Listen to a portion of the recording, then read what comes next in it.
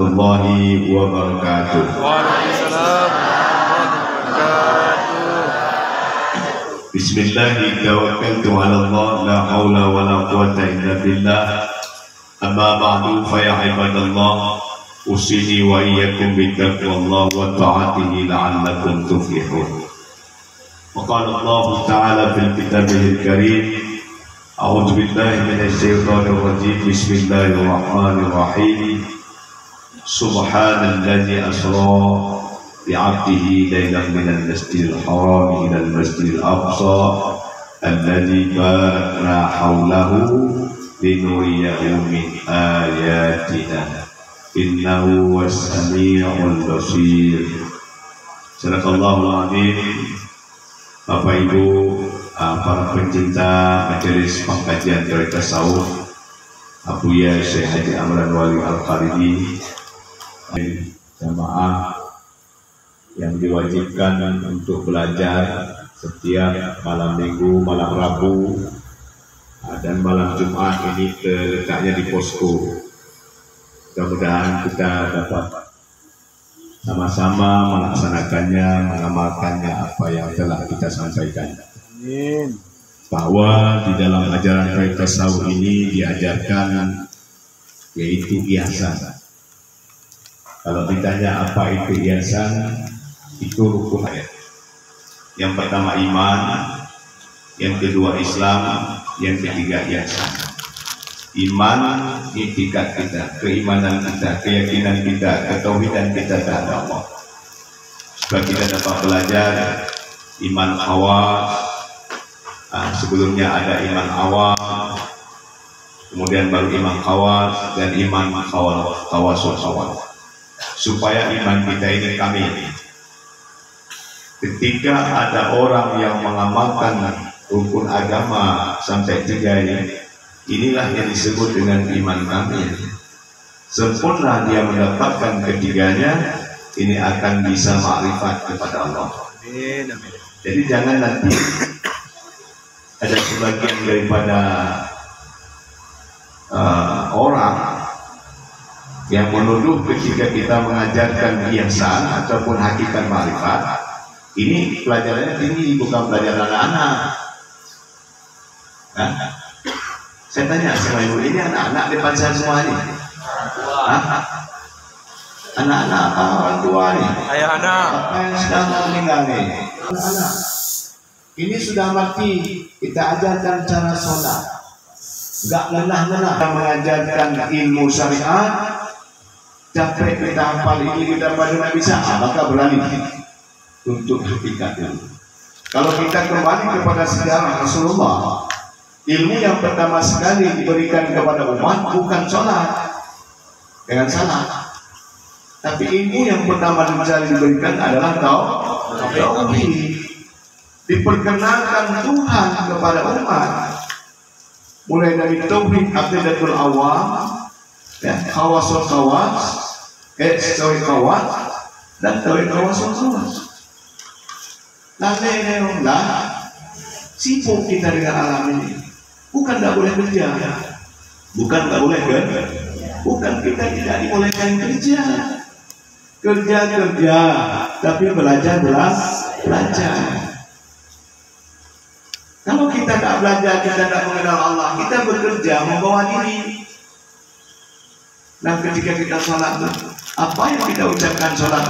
Usalli fardhu dhuhri arba'a raka'atin. Saja aku sholat. Aku siapa ini yang kita sebut? Aku siapa?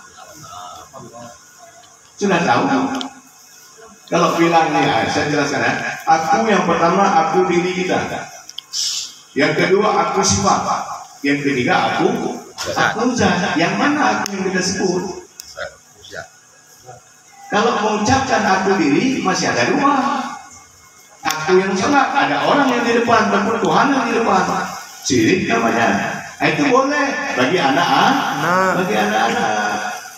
Ini yang sudah mau jumpa sama Allah ini, mau jumpa di mana? Ketika diucap oleh orang inna lillahi wa inna ilaihi raji'un. Apa lo di mengambil kaduo? Allah Mau pulang kemana itu apa? Kalau dia tidak mengenal Allah, mana mungkin akan kembali kepada Allah? Tidak mungkin. Omong kosong. Karena ketika menikah disebut dengan almarhum. Ya, almarhum disebut. Kalau perempuan, almarhumah. Ada damar bukanya. Almarhum itu orang yang masuk dalam kasih sayang Allah. Almarhum orang yang masuk dalam kasih sayang Allah. Kira-kira orang yang tidak pernah mengenal Allah bisa nggak masuk ke dalam golongannya? Omong kosong. Makanya ketika tak ajarin hakikat makrifat oleh seorang mursyid, ya, ini ditentang, dibilang sesat. Hati-hati bapakku sekalian yang ada di luar sana. Jangan sibuk dengan syariat saja, tapi naik di tingkat tarekat hakikat makrifat. Supaya kita dapat beramal dengan bagus, supaya tidak lagi mengucapkan aku yang sholat, tapi aku ada diri yang terperi, diri yang didirikan. Jadi masuklah ke dalam aku sifatnya itu Nur Muhammad. Kalau tidak ada bimbingan seorang mursyid yang kamil mukamil, kita tidak bisa masuk ke wilayah ini. Karena kita bukan masuk, kita dimasukkan. Nabi itu Isra Mi'raj, Isra dari Masjidil Haram ke Masjidil Aqsa, dari Masjidil Aqsa ke Sidratul Muntaha, itu dibawa, dibimbing, bukan jalan sendiri. Itu Nabi. Masih boleh tidak belajar hakikat? Nggak bisa. Kalau kita tidak dibimbing jalan tarekat untuk mendapatkan hakikat yang sesungguhnya, barang yang kita sembah, kita tidak akan sampai di Sidratul Muntaha. Jangan hanya sekedar kita memberikan pemahaman Sidratul Muntaha itu, nah dinaikkan lagi. Tidak. Tapi kita bawa kepada diri kita. Ada mungkin kalau belum pernah didengar, dengarkan malam ini. Apa sih Sidratul Muntaha? Kesadaran yang tinggi. Bisakah kita mendapatkan kesadaran yang tinggi tidak dibimbing oleh mursyid? Tidak. Masih nggak boleh belajar lagi kan? Kesadaran yang tinggi hasil bimbingan mursyid itu disebut dengan Sidratul Muntaha, kesadaran terakhir.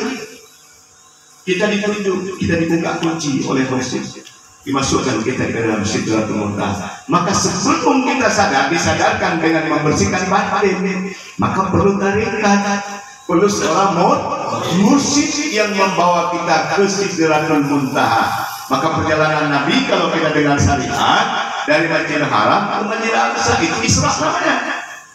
Apa kejadian di situ? Nabi dibersihkan batinnya, walaupun batinnya tidak bernoda, tapi itu kita serahkan untuk kita, supaya kita dapat juga melakukan pembersihan hati.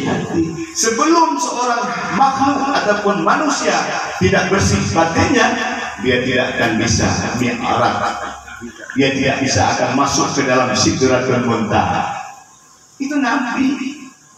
Apalagi kita ini yang dulunya perampok, ini mantan perampok ini semua. Ya.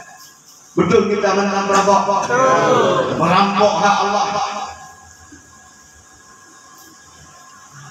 Tapi pada hari ini dengan bimbingan seorang mursyid yang kamil mukamil, kita sudah bisa sadar sedikit-sedikit. Mudah-mudahan kita berada di Sidratul Muntaha. Cerita Sidratul Muntaha Nabi naik langit saja, itu betul adanya kalau cerita syariat. Tapi hakikatnya pada diri kita masing-masing. Kita naik, roh kita naik ke Sidratul Muntaha, ke alam sadar yang sesadar-sadarnya.